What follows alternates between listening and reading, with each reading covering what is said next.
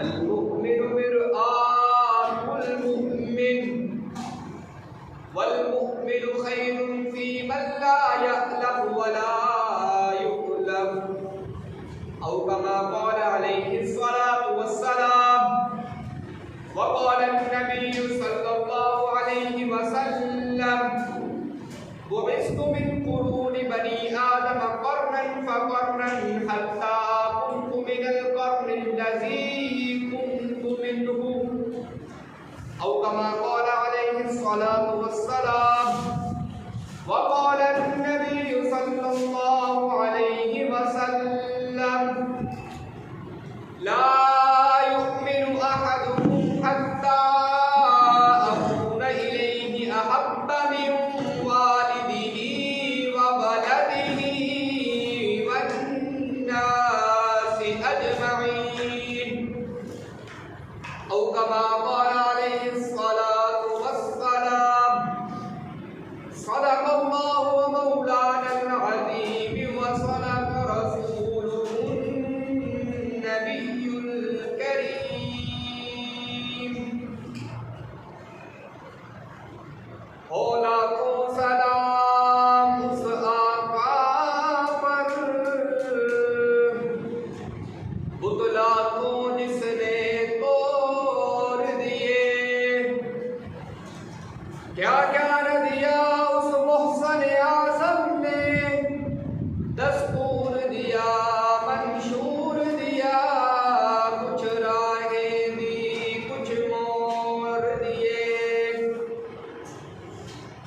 सनाखा पत्ता पत्ता है खुदाया दम बदम तेरा, ज़मीनो आसमां तेरे मौजूदो अदम तेरा। जो दुनिया में तेरा खाकर तेरे शिकवे करे या रब, ताज्जुब है कि उस पर भी रहे लुत्फ़ो करम तेरा। इलाही ये तौफीक हमको अता हो, करे काम वो जिसमें तेरी रज़ा हो। तरफ दे फरकने की तौफीक दे, दिले मुर्तज़ा सोज़ सिद्दीक़ दे। मेरे वाजिबुल एहतराम काबिल ताज़ीम व तकरीम मेरे भाइयों, मेरे बुजुर्गों, रबीउल अव्वल का इख्तिताम है। आज गालिबन 29 या 30 रबीउल अव्वल का आखिरी जुम्मा है रबीउल अव्वल का।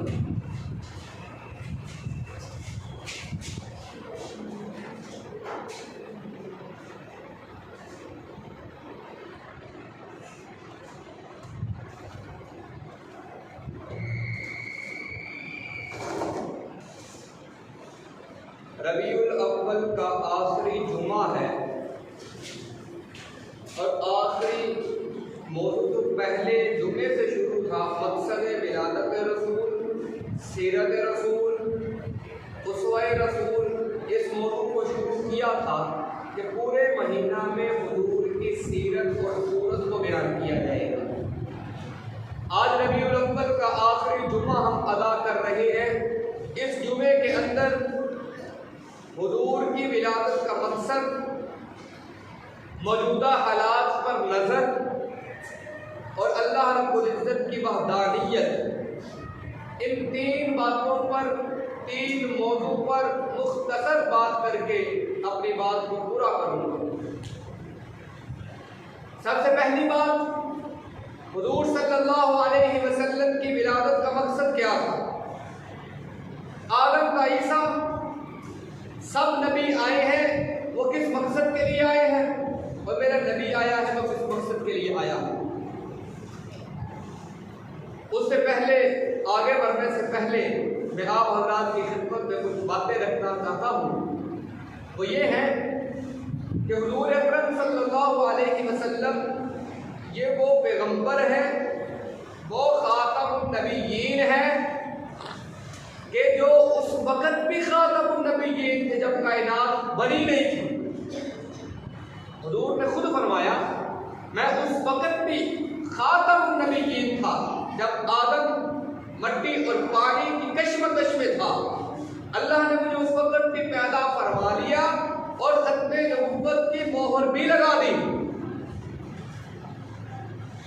हज़रत आदम अलैहिस्सलाम पैदा हुए, उनके पैदा होने के बाद उनका तज़किरा, उनकी तारीफ हुई।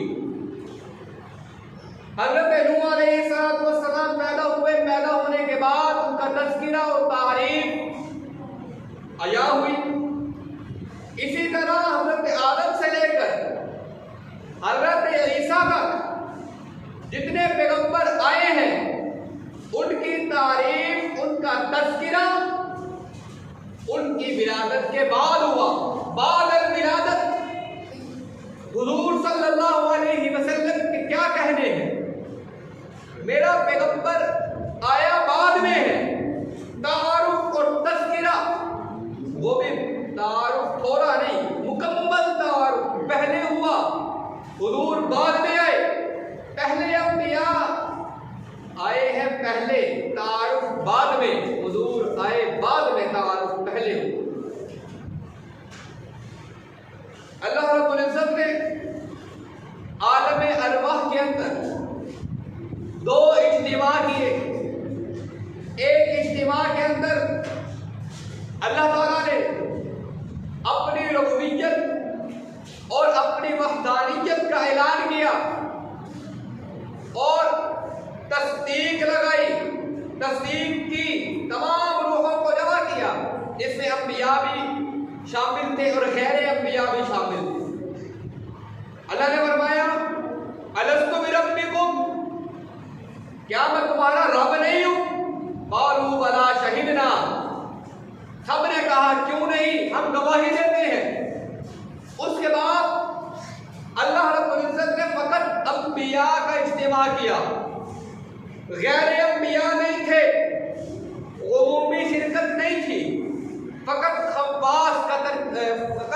खव्वास का इस्तेमाल किया। क्यों किया? हुजूर की नबुव्वत और रिसालत, इसके ईमान लाने के लिए, इज़हार मुहम्मदी सल्लल्लाहु अलैहि वसल्लम की रिसालत का कौलो करार लाने के लिए अल्लाह ने अंबिया का इस्तेमाल किया और तमाम अंबिया से अहद लिया, वादा लिया कि मैं तुम सबको नबी बनाकर भेजूंगा, तुम सबको रसूल बनाऊंगा, पैगंबर बनाऊंगा, लेकिन अगर तुम ये वादे करते हो फिर तुम नबी हो, पेशवा हो, मुक्तदा हो। वो वादे क्या है? वो वादे ये है कि तुम्हारे दौरे नबुव्वत में सुम्मा जाअकुम रसूल, मेरा रसूल आ जाए, मुसद्दिक होगा, उसके बारे में तुमने दो जिम्मेदारियां उठानी है। नंबर एक, लतुमिनुन्न बिही, उस पर जरूर ईमान लेकर आना है। नंबर दो, वलतंसुरुन्न बिही, उसकी मदद और नुसरत भी करनी है। अल्लाह ने आलम अरवाह के अंदर तमाम अंबिया से आग लिया। गोया कि मकसद ये है बात का, खुलासा ये है, जिस तरह उम्मत मुकल्लम है अपने नबी का कलमा पढ़ने पर, उम्मत की निजात नबी के कलमे से बनी हुई है, बिल्कुल इसी तरह अंबिया की निजात मुहम्मद रसूलुल्लाह के कलमे से बनी हुई है। अगर उम्मत नबी पर ईमान नहीं लाती, उम्मत मुसलमान नहीं कहलाती, उम्मतों की निजात नहीं होती। अगर अंबिया मुहम्मद रसूलुल्लाह का कलमा नहीं पढ़ती, मुहम्मद रसूलुल्लाह पर ईमान नहीं लाती, अंबिया की निजात नहीं है। अंबिया के लिए जरूरी ये है कि वो मुहम्मद का कलमा पढ़ ले, मुहम्मद पर ईमान ले आए, और इसी तरह उम्मत की निजात ये है कि वो अंबिया का कलमा पढ़े। गोया कि आप सल्लल्लाहु अलैहि वसल्लम का कलमा और आप पर ईमान फकत आपकी उम्मत नहीं लेकर आई, बल्कि जो पहले जितनी उम्मतें गुजरी हैं उनके पैगंबर भी आप पर ईमान लेकर आए। हजरत आदम से लेकर ईसा तक किसी नबी का ईमान मुकम्मल हो ही नहीं सकता था जब तक वो आमिना के लाल का कलमा ना पढ़ लेते। मेरे पैगंबर की क्या फजीलत है, क्या अज़मत और शान और शौकत है। अंबिया की निजात आमिना के लाल के कलमे पर बनी हुई और उम्मतों की निजात नबियों के कलमे पर बनी। अब इसकी अमली तौसीक की जरूरत थी। लतुमिनुन्न बिही व लतंसुरुन्न बिही, इसकी अमली तौसीक करनी थी। अल्लाह ने कैसा इंतजाम किया। अल्लाह ने हुजूर अकरम सल्लल्लाहु अलैहि वसल्लम को मिअराज करवाया। सुब्हानल्लज़ी अस्रा बिअब्दिही लैलन मिनल मस्जिदिल हराम इलल मस्जिदिल अक़सा अल्लज़ी बारकना हौलहू। अल्लाह ने हुजूर को जमीन से डायरेक्ट आसमान की तरफ नहीं उठाया। अल्लाह चाहते तो उठा सकते थे, चाहते तो बुला लेते। अल्लाह ने डायरेक्ट मेरे पैगंबर को जमीन से डायरेक्ट सीढ़ी लगाकर लिफ्ट का इस्तेमाल कर आसमानों में नहीं बुलाया, बल्कि जमीनी सफर करवाया, बोराक का इस्तेमाल किया। हुजूर मस्जिद हरम से उठे, मस्जिद अक्सा पहुंचे। मस्जिद अक्सा में क्यों पहुंचाया? वजह क्या थी? वजह यह थी मस्जिद अक्सा पहले अंबिया का किबला था। पहले अंबिया जिसकी तरफ मुंह करके नमाज पढ़ते थे वो काबतुल्लाह नहीं था, वो मस्जिद अक्सा थी। बैतुल मक़दस मस्जिद अक्सा थी। आदम का ईसा जितने पैगंबर आए हैं उनका किबला मस्जिद अक्सा थी। अल्लाह ने हुजूर को मस्जिद हरम से उठाया, मस्जिद अक्सा बुलाया। वहां पर पहले से अंबिया मौजूद थे।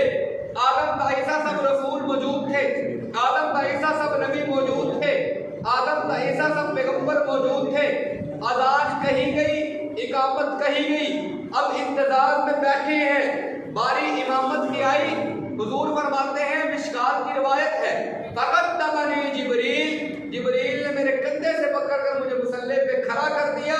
जो पहले आए थे वो पीछे रह गए, जो बाद में आया था वो आगे निकल गए।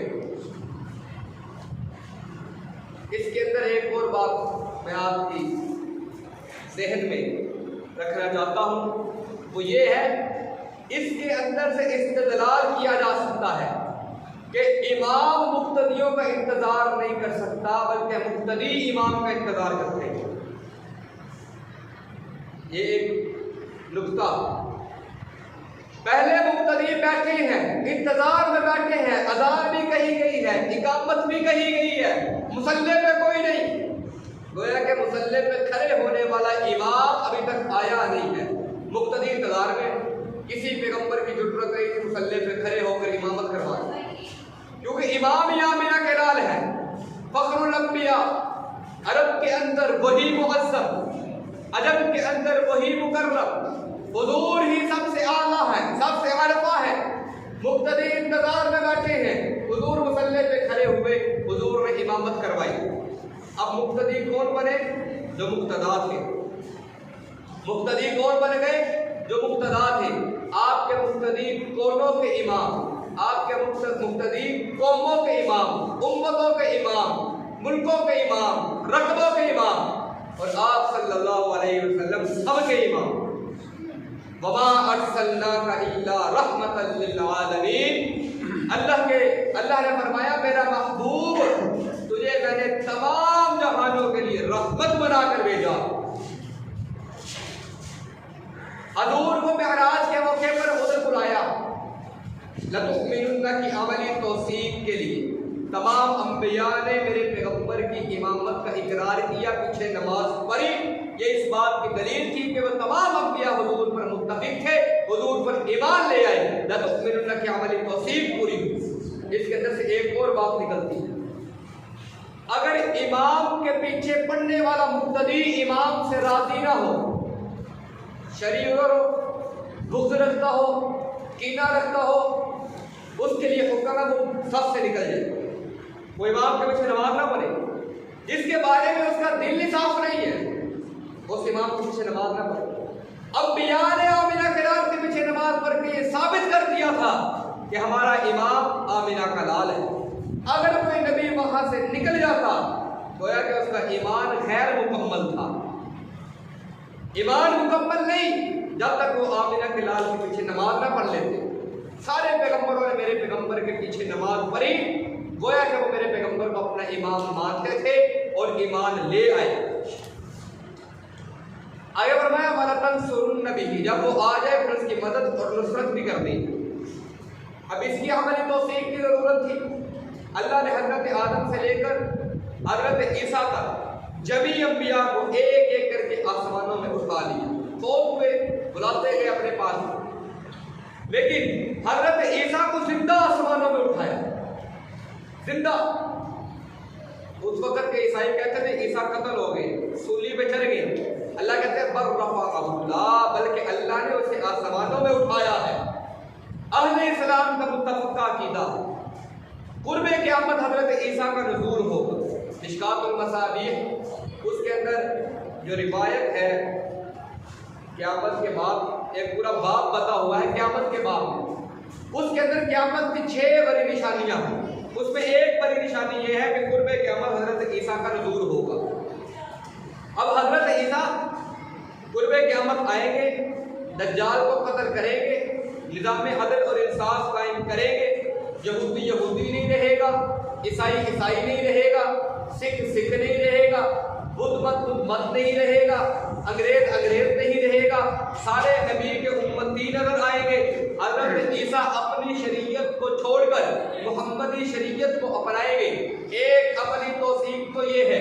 दूसरी अमली तौसीक ये है, अल्लाह ने हज़रत आदम से लेकर हज़रत ईसा तक जितने पैगंबर भेजे हैं, हर पैगंबर ने आकर अपनी दौरे नबुव्वत में अपनी कौमों को बताया है अगर मेरी दौरे नबुव्वत में मुहम्मद रसूलुल्लाह आ जाते हैं, उसके हाथ पर हाथ रख देना है, इकरार करना है, इनकार नहीं करना, उसकी मदद और नुसरत करनी है। अल्लाह ने हमारा तंसुरुन नबी के अमल तौसीक का कैसा इंतजाम किया। गोया कि हुजूर का तज़किरा विलादत के बाद नहीं हुआ, बल्कि विलादत से पहले आलम अरवाह में हुआ।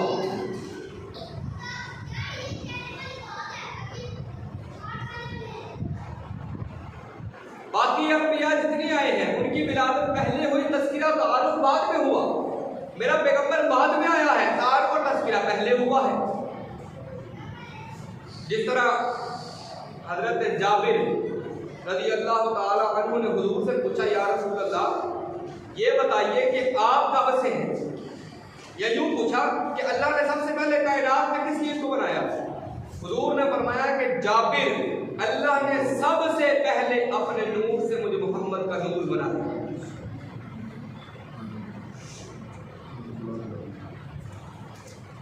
हुजूर तब से है जब कुछ नहीं था, सिर्फ बनाने वाला अल्लाह था, बनने वाला मोहम्मद रसूलुल्लाह था। सारी बातें साइड पर रखकर असल मुद्दे की तरफ आते हैं कि हुजूर की विलादत का मकसद क्या था। इस बात को समझने की जरूरत है, क्योंकि विलादत और सीरत के तस्वीर को हर कोई कर लेता है। असल मकसद ये है कि मकसद विलादत को बयान किया जाए। हुजूर की विलादत का मकसद ये था लोगों को गुमराही से निकालकर, अंधेरों से निकालकर रोशनी में लेकर आना। हुजूर आए तो कहते आफरीन आ गई दुनिया, अंधेरों से निकलकर रोशनी में आ गई दुनिया। मुझे चेहरों कदम उतरा, सुबह चेहरों का नूर आया। हुजूर आए तो कायनात को जीने का शऊर आया। असल मकसद ये था, जब मेरे पैगंबर अभी नहीं आए थे, जमाने जाहिलियत का ये आलम था। कई बार इस वाक़े को जिक्र किया है, अपनी बेटियों को जिंदा दरगोर कर देते थे, माओ बहनों का एहतराम नहीं था, तमीज दूर दूर तक नहीं थी, हलाल और हराम में फर्क नहीं था, अल्लाह की रबूबियत का ऐलान नहीं था, अल्लाह को एक नहीं मानते थे लोग। हजरत ईसा को अल्लाह का बेटा कहते, फरिश्तों को अल्लाह की बेटियां कहते, उज़ैर को अल्लाह का बेटा कहते, माअज़ अल्लाह। हुजूर के आने से कबल के ये हालात थे। अल्लाह ताला ने मेरे पैगंबर को भेजा, हुजूर ने गुमराही से निकालना शुरू कर दिया, लोगों को रोशनी की तरफ लाना शुरू किया। अंधेरों से निकलते गए। अल्लाह की वहदानियत का ऐलान होता रहा कि अल्लाह एक है, दो नहीं है, की औलाद नहीं है, अल्लाह को किसी ने पैदा नहीं किया। चंद ईसाई आप सल्लल्लाहु अलैहि वसल्लम की खिदमत में आए और उन्होंने आकर सवाल जवाब किए और पूछा कि बताइए कि अल्लाह ताला को किसने पैदा किया है। हुजूर को जवाब नहीं आता था। सारी बात है, हुजूर तो वही कहते थे जो हुजूर पर वही आती थी। अभी उस वक्त हुजूर पर वही नहीं आई थी, अभी सूरह इखलास नाज़िल नहीं हुई थी। फिर अल्लाह रब्बुल इज्जत ने आसमान से जिब्राईल को भेजा, वही लेकर गए और आप सल्लल्लाहु अलैहि वसल्लम को जाकर कहा कुल हुवल्लाहु अहद अल्लाहु समद लम यलिद वलम यूलद वलम यकुल लहू कुफुवन अहद। महबूब इनको कह दे कि अल्लाह एक है, लम यलिद उसको किसी ने पैदा नहीं किया, उसने किसी को पैदा नहीं किया, वलम यूलद ना उसको किसी ने पैदा किया है। तो है कि अल्लाह से पहले भी कोई नहीं और अल्लाह से भी कोई नहीं। वलम यकुल लहू कुफुवन अहद, उसका कोई एक हमसर ही नहीं है। इसका मतलब ये है अल्लाह ताला ने बताया है उम्मत को समझाने के लिए, लोगों को समझाने के लिए। इसकी मैं आसान तर्जुमा तफसीर आपके सामने रखता हूँ। आप में से किसी ने अपने बेटे की शादी करनी हो, अपनी बेटी की शादी करनी हो, आप देखते हैं कि मेरा हसन नस्ब क्या है और अगले का हसन नस्ब क्या है। लड़के का कद 6 फुट है तो लड़की का भी 6 फुट होना चाहिए। लड़का बट है तो लड़की बटनी होनी चाहिए, मेऊ है तो मेवनी होनी चाहिए। ये हसन नस्ब है। अगर ऐसा ना हुआ तो शादी नहीं करते। आजकल तो इंच स्टेप लोगों ने पास रखी है, मिलकर कितने इंच ऊंचा है, कितने इंच ऊंची है। अगर कद मिल गया, हसन नस्ब मिल गया, मालो दौलत मिल गया, रंगो रूप मिल गया, कद काट मिल गया और सब कुछ मिल गया, फिर रिश्ता होता है।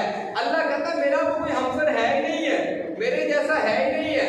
मैं बादशाहों का बादशाह, शहनशाहों का शहनशाह, मैं रब कायनात को बनाने वाला, मैं रब रिज्क देने वाला, मैं रब बारिश को बरसाने वाला, आसमानों को बनाने वाला, जमीनों को बनाने वाला, नबियों को बनाने वाला, फरिश्तों को बनाने वाला, जिन्नात को बनाने वाला, मैं कायनात के जर्रे जर्रे को बनाने वाला। मेरे जैसा है ही कोई नहीं। अगर मेरे जैसा कोई नहीं, मैंने शादी की कोई नहीं, मेरे से औलाद हुई कोई नहीं। लम यलिद वलम यूलद, न मैंने किसी को पैदा किया न मुझे किसी ने पैदा किया। मैं तब था जब कोई नहीं था, मैं तब भी हूँगा जब कोई नहीं होगा। एक रिवायत में आता है अल्लाह ताला इस्राइल को कहेंगे सारों की रूहों को कब्ज़ करे। अगर इस्राइल सब की रूहों को कब्ज़ करेंगे, कायनात के अंदर एक भी जर्रा नहीं होगा, कायनात के अंदर एक भी जानदार नहीं होगा, ना कोई इंसान, ना कोई नबी, ना कोई जिन, ना कोई फरिश्ते, ना जानवर, ना परिंदे, ना दरिंदे, ना कीड़े और मकोड़े। कायनात में कुछ नहीं होगा सिवाय अल्लाह के। अल्लाह के साथ हज़रत इस्राइल के सारी कायनात फना हो चुकी होगी। अल्लाह पूछेगा इस्राइल बता कायनात में कौन बचा है। हज़रत इस्राइल कहेंगे अल्लाह एक मैं बचा हूँ, एक आप बचे हैं। अल्लाह कहेंगे इस्राइल तू भी मर जा, इस्राइल भी मर जाएंगे। सारी कायनात में फकत मेरा अल्लाह होगा, अल्लाह अकेले होंगे। अल्लाह ऐलान करेंगे, अल्लाह ऊंची ऊंची आवाज से कहेंगे है कोई कायनात में मेरे अलावा जिंदा है? कोई तो जिंदा होकर मेरे सामने आए। कोई है जो मेरा मुकाबला कर सकता है? कोई है जो मेरे सामने आकर खड़ा हो और मेरा मुकाबला करे? सारी कायनात फना हो चुकी होगी, कोई भी मेरे रब के सामने खड़ा नहीं होगा। वो है कि अल्लाह ताला ऐसा बादशाह है कि जिसके बड़ा बादशाह कोई नहीं, ऐसा रब है जिससे बड़ा रब कोई नहीं, ऐसा शहनशाह है जिससे बड़ा शहनशाह कोई नहीं। फिरौन था, वो अपने आप को रब कहता था। लोग आए आकर कहने लगे फिरौन तू हमारा रब है, तू हमारा बादशाह है। बारिश नहीं हो रही, जमीन बंजर, बारिश नहीं हो रही, अल्लाह अब बारिश को बरसाए। अब फिरौन को भी पता था मैं रब तो नहीं हूँ, मैं तो मखलूक हूँ। फिरौन वहां से निकलता है, चट्टान के पीछे जाता है, अल्लाह के सामने हाथ उठाता है। अल्लाह मैं जानता हूँ तू रब है, मैं जानता हूँ तू खुदा है, मैं जानता हूँ तू अल्लाह है, लेकिन अल्लाह मैं तेरे आगे हाथ जोड़कर दुआ करता हूँ बारिश को बरसा दे। अल्लाह ताला बारिश को बरसाते हैं। फिरौन वापस जाता है, जाकर अपनी कौम से कहता देखो मैंने बारिश को बरसाया।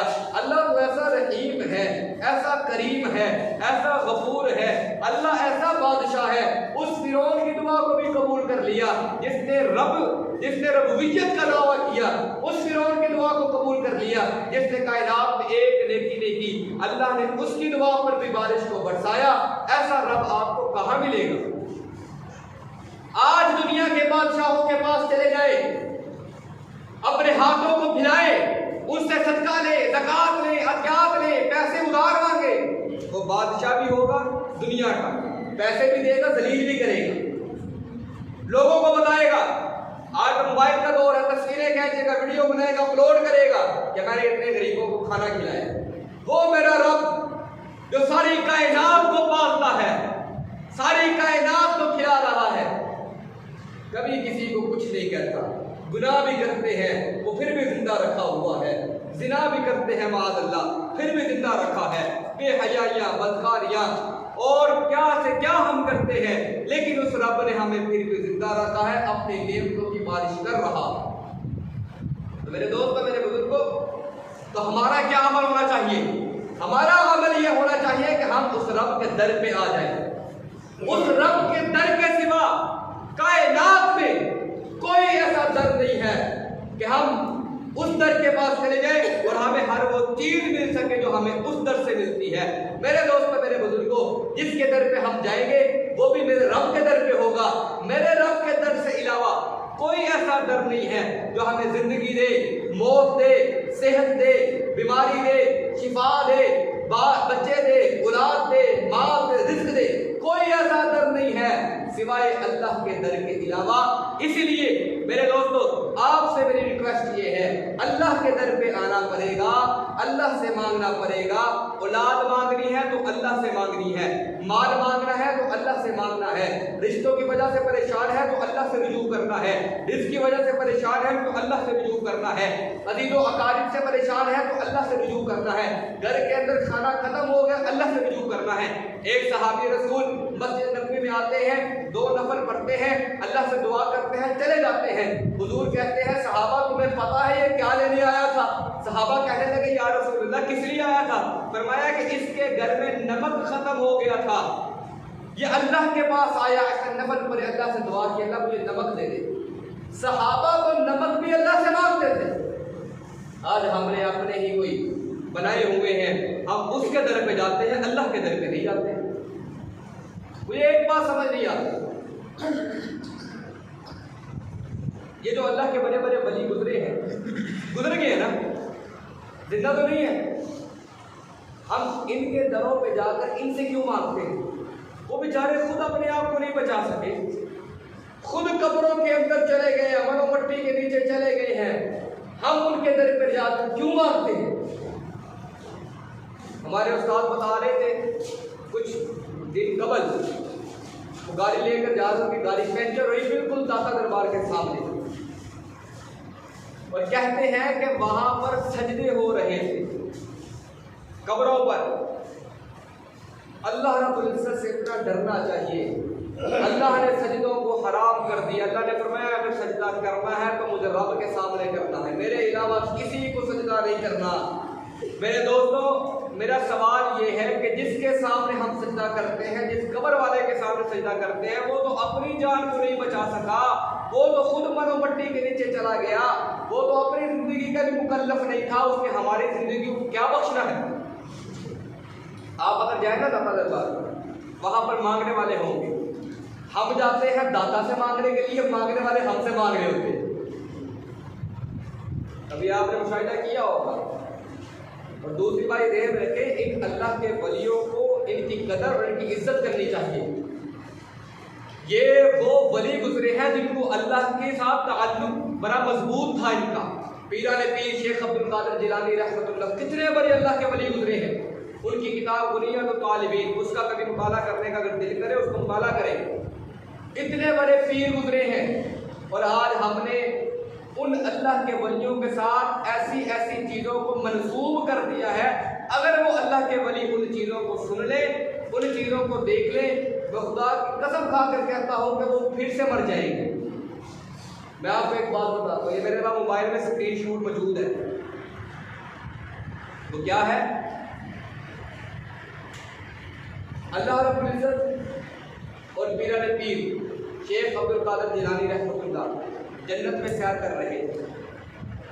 अब मेरी बात तवज्जो से सुननी, मैंने इसलिए बंद किया कि मोहल्ले में बात है। पीरा ने पीर शेख अब्दुल कादिर जिलानी रहमतुल्लाह और अल्लाह ताला जन्नत में सैर कर रहे थे। अल्लाह ताला के सामने केले का छिलका पड़ा था, माद अल्लाह को नजर नहीं आया। उस केले के छिलके पर अल्लाह का पाँव आ गया, अल्लाह ताला गिरने लगे, शेख अब्दुल कादिर जिलानी ने पकड़ कर बचा लिया। मेरे पास मौजूद है कि मैं आपको दिखा देता हूँ। पीर अब्दुल कादिर ने पकड़ कर बचा लिया। अब मुझे बताए वो शेख अब्दुल कादिर जिलानी को किसने पैदा किया? इतनी बेहुदा बातें। अगर वही पीर जिंदा होकर आ जाए, वो सुने कि यार मेरे साथ ये मामला कर रही है मेरे मानने वाले, उनकी आंखों से तो आंसू नहीं रुकेंगे। इतनी बड़ी तौहीद मेरे रब की हो रही है और हम कहें कि रिज़्क़ की फरमानी हो जाए, हम कहें कि हमारे माल दौलत में इजाफा हो जाए। मेरे दोस्त ऐसा नहीं है। अल्लाह की वहदानियत पर ईमान लेकर आए। अल्लाह के अलावा कायनात में कुछ नहीं है जो हमें रिज़्क़ देगा, औलाद देगा, माल देगा। इसलिए इन अल्लाह के वलियों के साथ ज्यादती ना करें। ये ज्यादती है उन लोगों के साथ। उन्होंने अपनी जिंदगियों को अल्लाह के नाम पे वक़्फ़ कर दिया, दीन के नाम पे वक़्फ़ कर दिया, और हम उनके साथ ऐसी ऐसी चीज़ों को मंसूब कर रहे हैं जो बेचारों ने कभी सोची भी नहीं थी। कई ऐसी बातें हैं, मैं आपके सामने जिक्र करूंगा तो आपने कहना है कि ये कहाँ से बातें कर रहा है। हालांकि वो नेट में मौजूद है, ऑन द रिकॉर्ड मौजूद है, किताबों में मौजूद, लिखी हुई है। एक बात और जिक्र करता हूँ।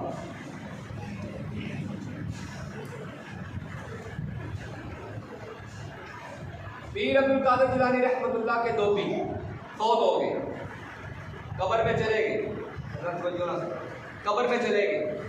फरिश्ते आए, सवाल किया मर रब्बु का। आज दो पीर का मुझे तो पता ही नहीं, मैं तो दोस्त बात होगी, मुझे की पता मैं रब कौन है। फरिश्ते ने कहा भाई तू दस तेरा रब कौन है?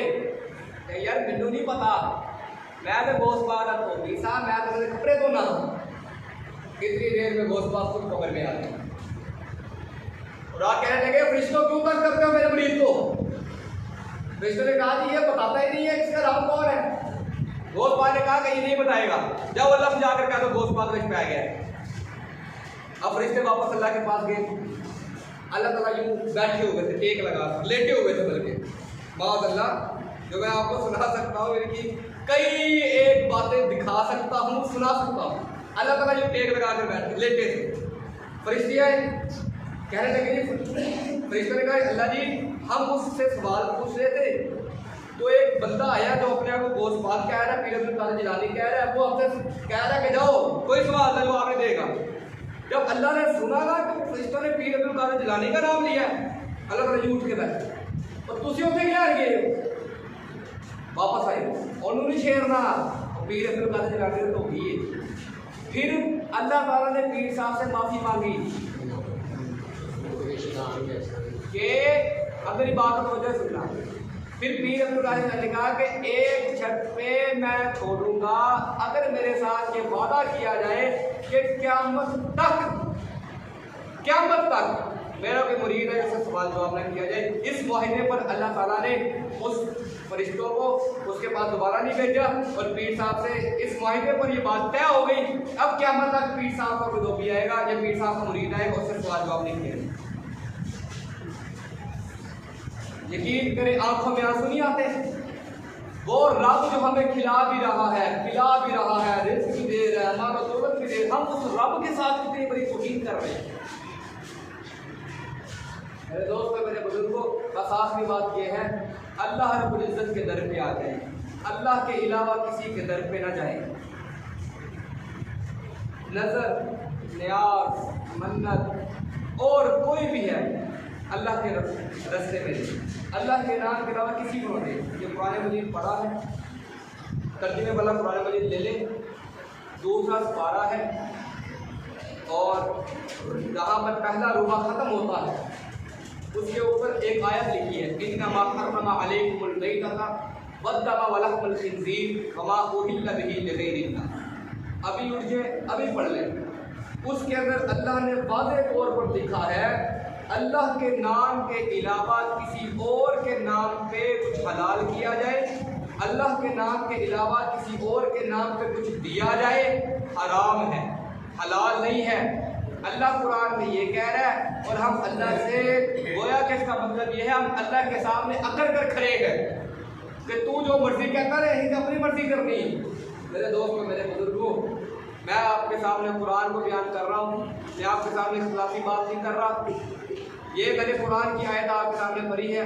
कुरान को उठाएं, कुरान को देखें, तर्जमे के साथ पढ़ लें, तफसीर के साथ पढ़ लें। जिस एक फिरके की मकतबा ज़िक्र की तफसीर उठा लें, ये नहीं मैं कहता कि सिर्फ सुन्नियों की उठाएं, वहाबियों की उठा लें, इस मर्जी मकतबा ज़िक्र की उठा लें और इस आयत का तर्जमा और तफसीर पढ़ लें। आपको खुद अंदाज़ा हो जाएगा कि अल्लाह रब्बुल इज़्ज़त क्या कह रहे हैं। इसलिए मेरे दोस्तों, हुजूर की मकसद विलादत भी यही था। हुजूर की विलादत का मकसद भी ये था कि लोग अल्लाह का छोड़कर गैरों के दर पे थे। हुजूर ने सबको गैरों के दर से उठाया, अल्लाह के दर पे झुकाया कि गैरों का दर नहीं है, अल्लाह का दर वो दर है जहाँ पर आपको हर चीज़ मिलेगी। अब बताओ कि कायनात में सबसे बड़े पीर थे, सबसे बड़े मुर्शिद थे, वो कौन थे? वो आमिना का लाल था। हुजूर के कितने मुरीद थे? किसी एक मुरीद ने हुजूर की कब्र में, किसी एक मुरीद ने हुजूर की ज़िंदगी में हुजूर को सजदा किया हो, हुजूर की कब्र में सजदा किया हो? कोई ऐसा आपको वाक़या मिलता है? आज भी अगर रोज़े रसूल में देखें, अगर कोई आदमी वहाँ पर सजदा करता नजर आएगा, अरब ममालिक के उसको उठाकर बाहर फेंकेंगे कि तू यहाँ पर क्या काम कर रहा है। और मेरे दोस्त, मेरे बुजुर्गों, अल्लाह रब्बुल इज़्ज़त से दुआ ये है अल्लाह ताला हमें अपने दर पर सर झुकाने की तौफीक नसीब फरमाए, बाकी गैरों के दर से हमें महफूज फरमाए। और दूसरी बात यह है कि फ़लस्तीन के अंदर इसराइल के जो आपस में जंग छिड़ी है, इसके बारे में सारे भाई रो रो कर दुआएं करें। अल्लाह फ़लस्तीनियों की हिफाजत फरमाए, फ़लस्तीनियों की मदद फरमाए, अल्लाह फ़लस्तीनियों की वैसे मदद फरमाए जैसे जंग बदर के अंदर अल्लाह ने सहाबा की मदद फरमाई थी फरिश्तों के जरिए। आज फ़लस्तीनियों को उन मदद की ज़रूरत है। मेरे भाइयों, अल-मुअमिनु मिरआतुल मुअमिन वल मुअमिनु खैरुन फी मन ला यअलफ़ वला युअलफ़ु। हुज़ूर ने फरमाया कि मोमिन मोमिन का आईना है। जिस तरह मुझे दर्द है, इसी तरह अगर मेरे दूसरे मोमिन भाई को दर्द है तो मुझे भी दर्द होनी चाहिए। अल्लाह से दुआ ये है अल्लाह ताला फ़लस्तीनियों की भरपूर हिफाजत फरमाए, भरपूर मदद फरमाए, इसराइल को, यहूद को तबाह व बर्बाद करें। और जुमे के बाद शिमला पहाड़ी में रैली है इजहार यकजहती के नाम से, जो फ़लस्तीनियों के साथ इजहार यकजहती है, उसके बारे में रैली निकलेगी लाहौर प्रेस क्लब के सामने शिमला पहाड़ी में अभी जुमे के बाद। उसके अंदर भी कोशिश करें कि हर भाई अपनी शिरकत को यकीनी बनाए ताकि हम जंग में जा नहीं सकते, रैली में जाकर अल्लाह के सामने शुरू हो जाए कि अल्लाह जो हम कर सकते थे हमने किया है, दुआएं भी की है, रैली में भी निकले हैं, इजहार यकजहती भी किया है। अल्लाह हमारी इन काविशों को कबूल फरमाए।